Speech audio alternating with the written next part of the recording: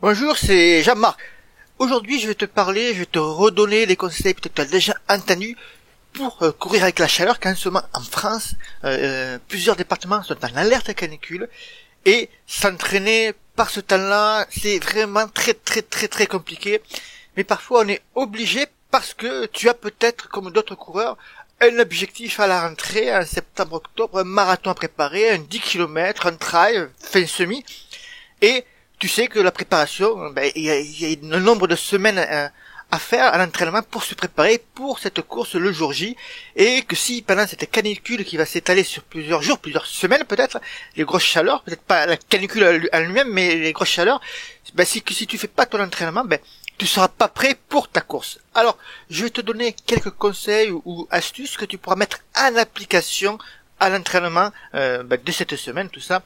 Le premier conseil que je vais te donner, il est peut-être bateau, mais tu vas devoir décaler tes horaires d'entraînement et notamment plutôt aller courir ce qu'on appelle le matin à la fraîche, parce que si tu vas courir le soir, tu auras toujours la chaleur de la journée qui sera là, même s'il fera un peu moins chaud, alors que si tu vas courir le matin, tu auras la fraîcheur, la rosée de la nuit, ou la rosée matinale plutôt, et c'est toujours plus sympa, il fait toujours plus frais de courir le matin.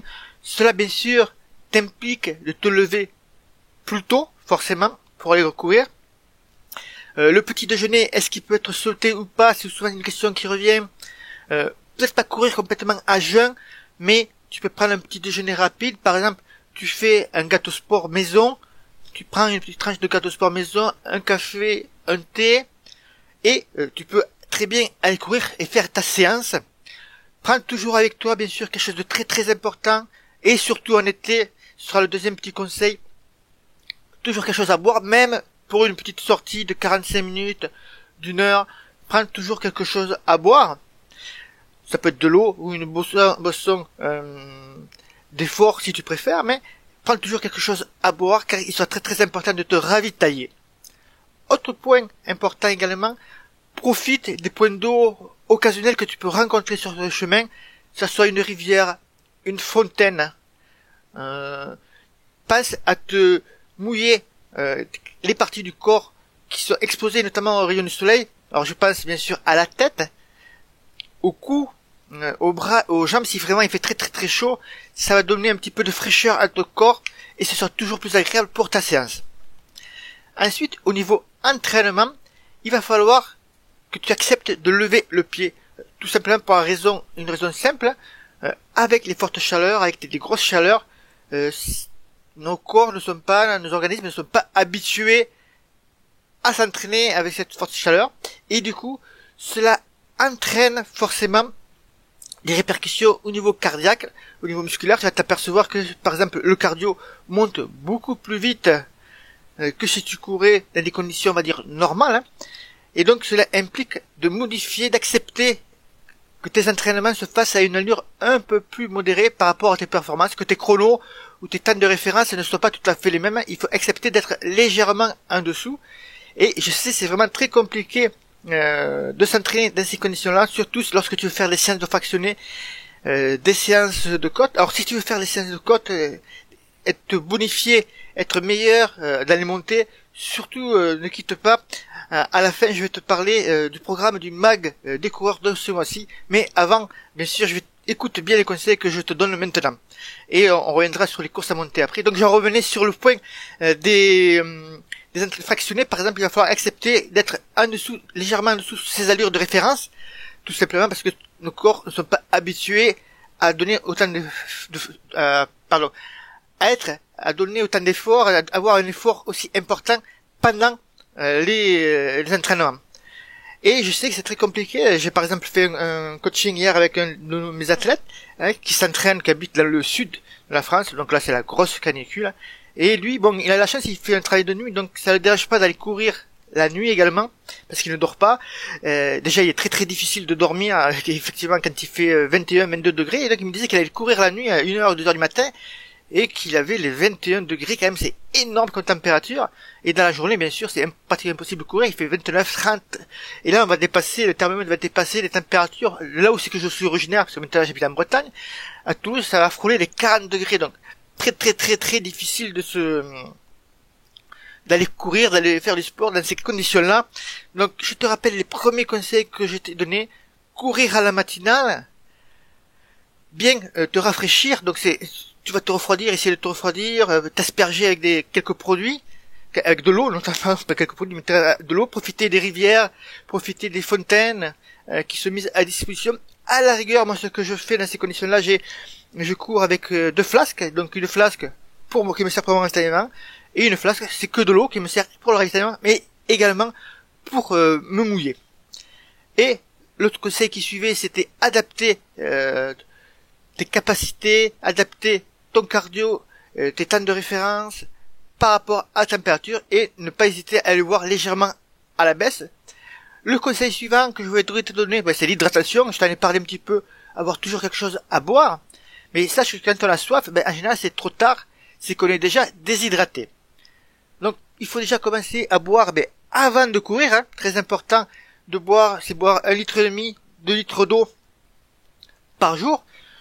Tu peux diminuer cette capacité d'eau si t'es comme moi, tu bois beaucoup de thé par exemple.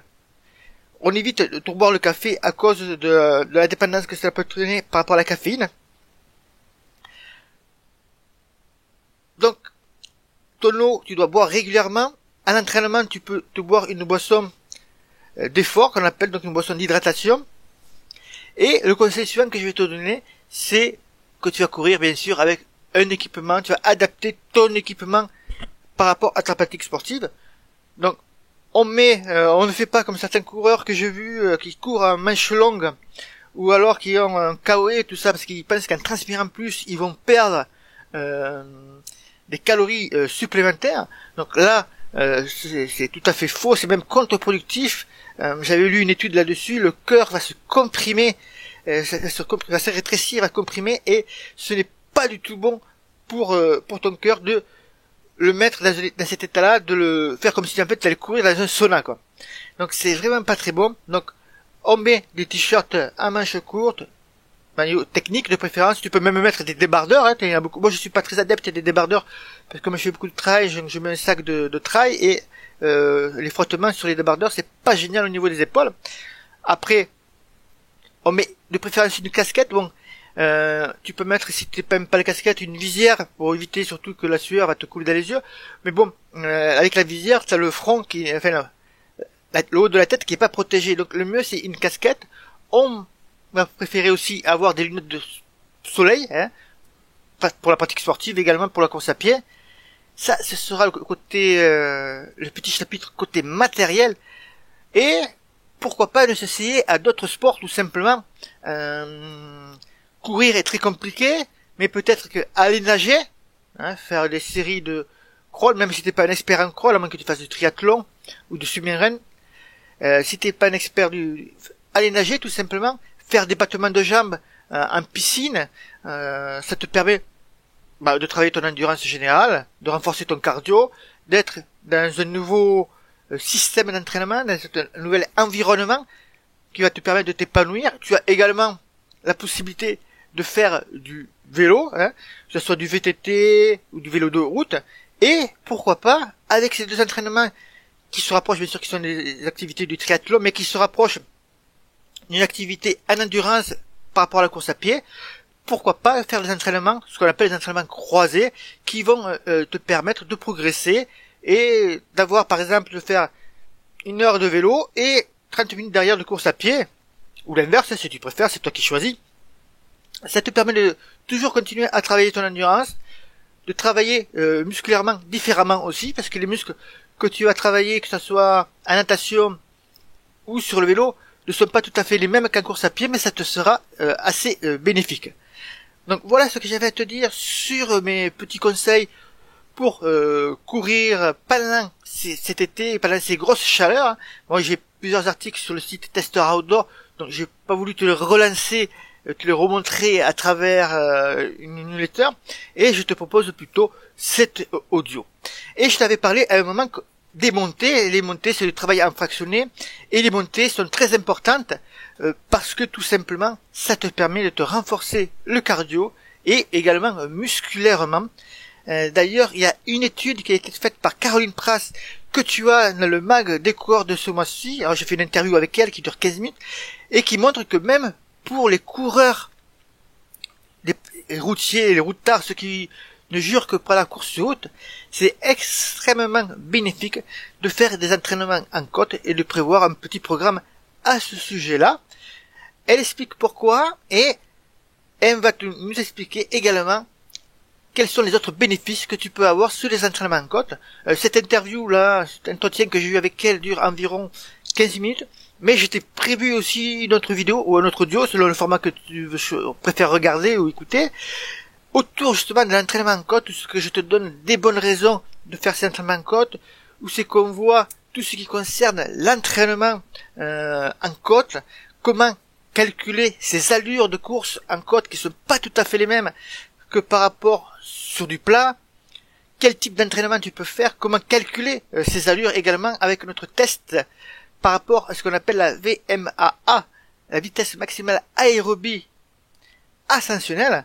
Donc c'est vraiment très important de la connaître, notamment là par contre si tu fais du trail et que tu t'engages sur des entraînements avec des longues côtes pour préparer des trails avec un fort disney. Là ça va être très intéressant de connaître ta VMAA, tout simplement pour ne pas te griller dans les côtes et être au sommet de cette côte complètement oxy, complètement fatigué et ne plus avoir de jus pour relancer après.